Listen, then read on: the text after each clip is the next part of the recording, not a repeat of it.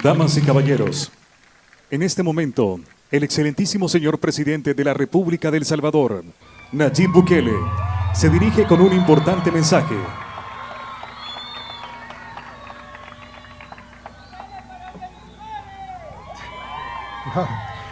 Gracias.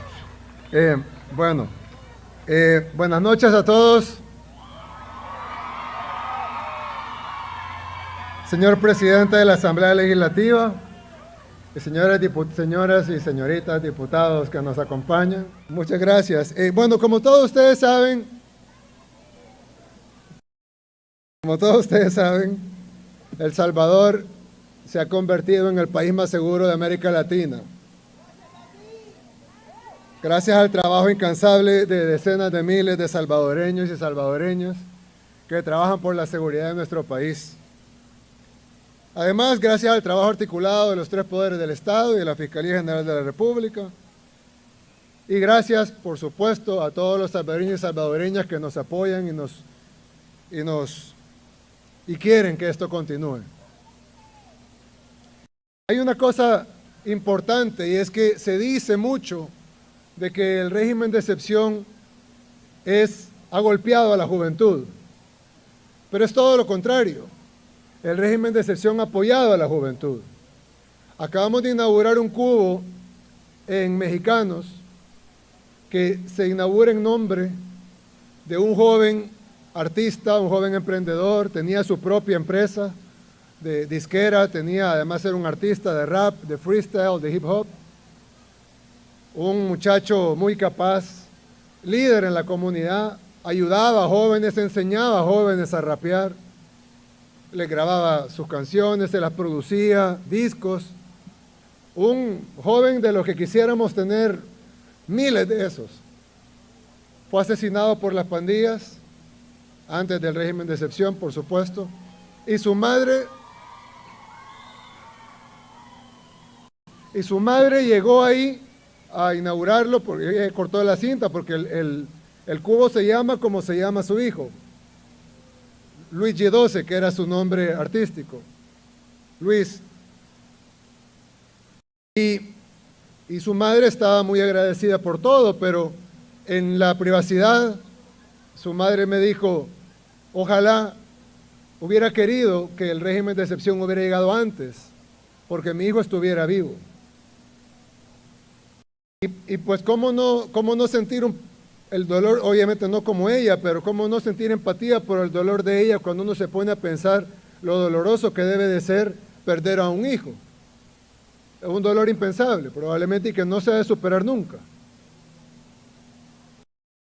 Claro, la señora debe saber que su hijo está vivo en esa comunidad, está vivo en ese cubo que se llama como él, está vivo en este país, está vivo en todos los jóvenes que ahora van a tener oportunidades gracias a liderazgos como el de su hijo y inspiración como la que su hijo nos da.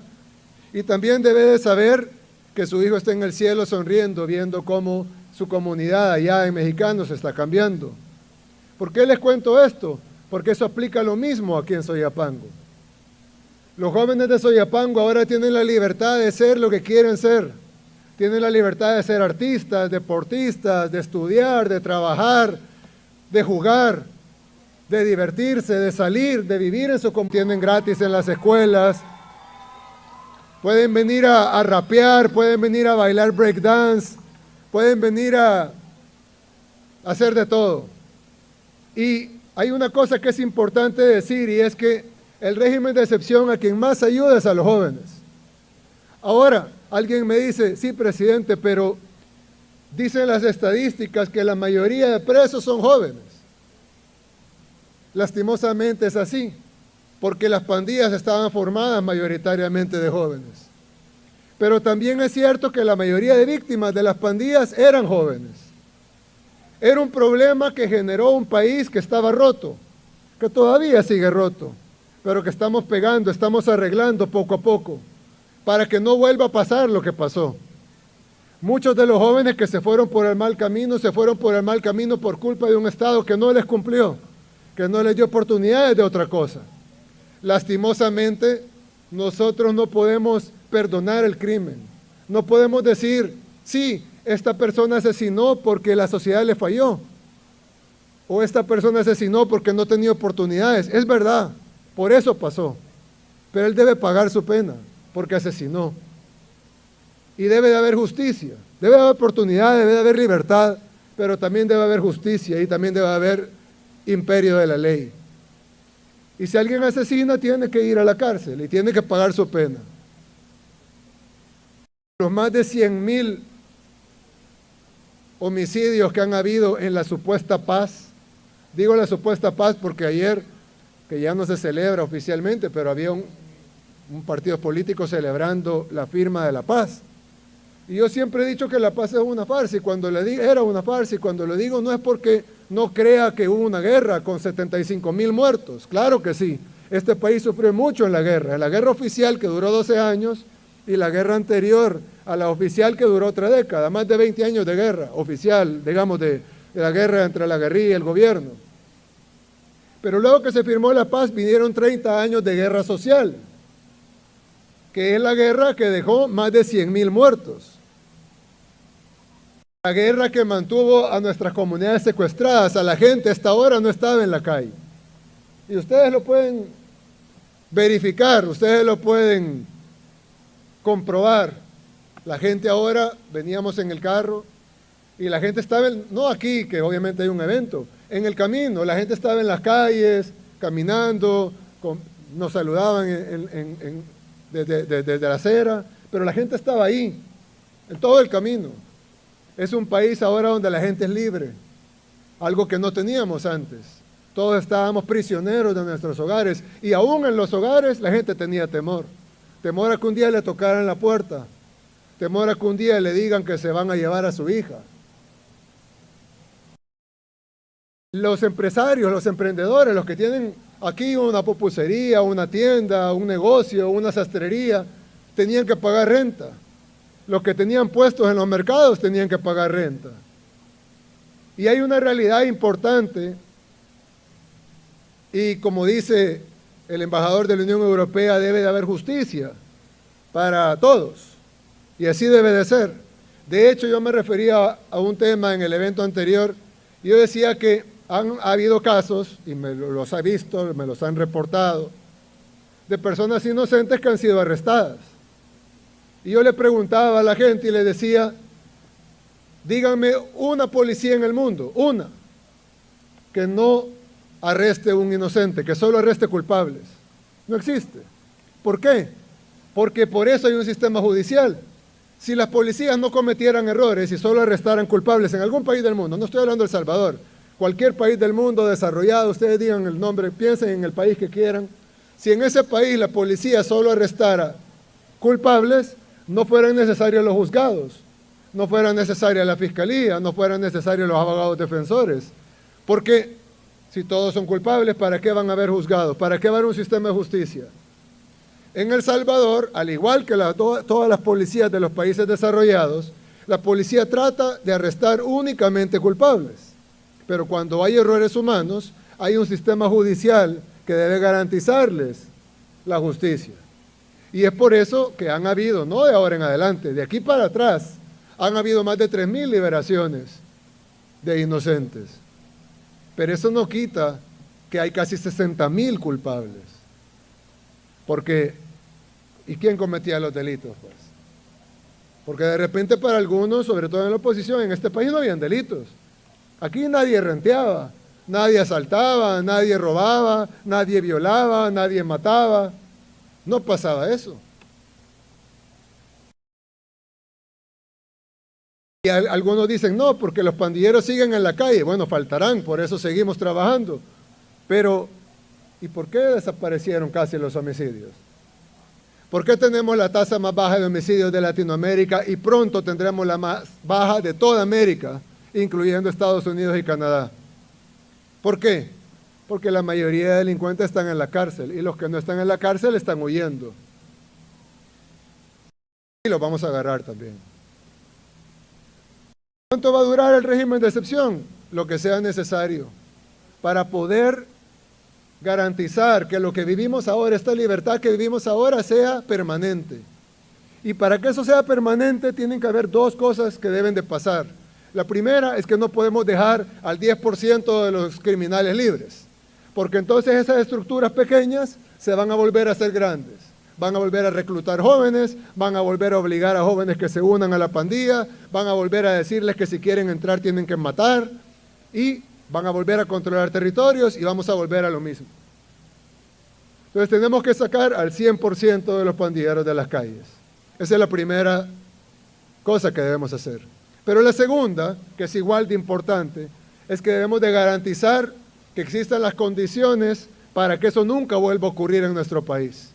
Debe de haber las condiciones de salud, de educación, de infraestructura, tiene que haber inversión en la juventud, en el arte, en la cultura, en el deporte. Debemos de garantizar que haya infraestructura, vivienda, agua potable, electricidad, todo lo necesario para que nadie pueda tener el pretexto de decir, me hice delincuente porque no me dieron oportunidades. Debemos de tener oportunidades para nuestros niños, para nuestros jóvenes, para que no importa el nivel socioeconómico que tengan, todos tengan las mismas oportunidades en espacios públicos de calidad de primera como el que tenemos acá atrás, que no tiene nada que envidiarle a ningún lugar en el mundo.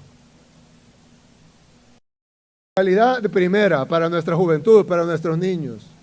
Y acá adentro hay de todo, hay libros, hay computadoras, hay juegos, hay internet para que vengan con las computadoras que les dan en las escuelas, con las tablets, hay actividades. Y no solo eso, sino que vamos a hacer inversión como la que están viendo aquí y más inversión en calles, canchas, escuelas. Trabajar para que no vuelva a pasar lo que pasó. Porque la mayoría de esos jóvenes delincuentes que deben de estar en la cárcel porque cometieron delitos, ellos se convirtieron en delincuentes porque hubo culpa de sus padres, sí, pero también hubo culpa del Estado de no darles lo mínimo que se le debe de dar a la juventud, que son las oportunidades para que ellos puedan superarse.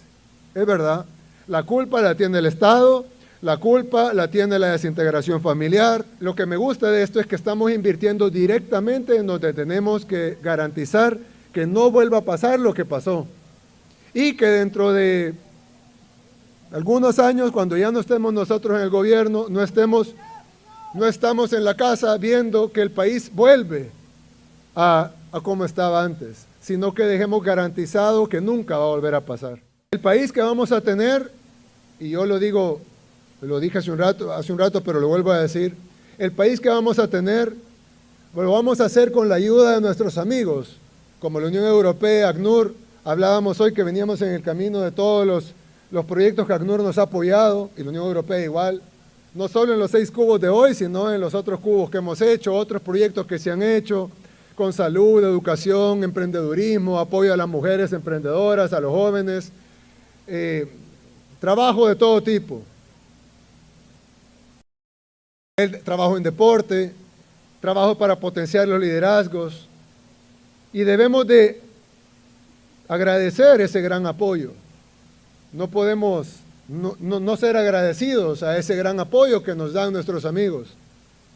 Pero también debemos de entender que solo nosotros podemos arreglar nuestro país. No podemos esperar que vengan de afuera a arreglar nuestro país, porque ni es la responsabilidad de ellos hacerlo, ni sería justo, ni es posible.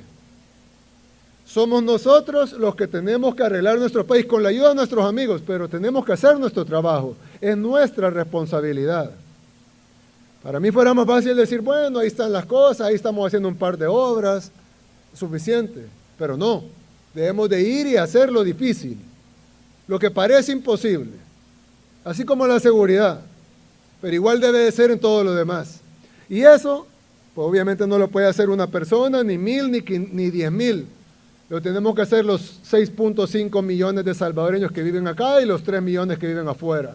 Los casi 10 millones de salvadoreños trabajando para cambiar nuestro país, con la ayuda de nuestros amigos, pero asumiendo nuestra responsabilidad para cambiarlo. Y si lo hacemos, podemos construir con esfuerzo, no va a ser de la noche a la mañana, no va a ser en un año, no va a ser en 2, pero con el tiempo vamos a ir construyendo poco a poco el país que queremos. Y si tenemos la ayuda de Dios, lo vamos a lograr. Muchas gracias a todos, que Dios los bendiga y que Dios bendiga a nuestro hermoso país, El Salvador.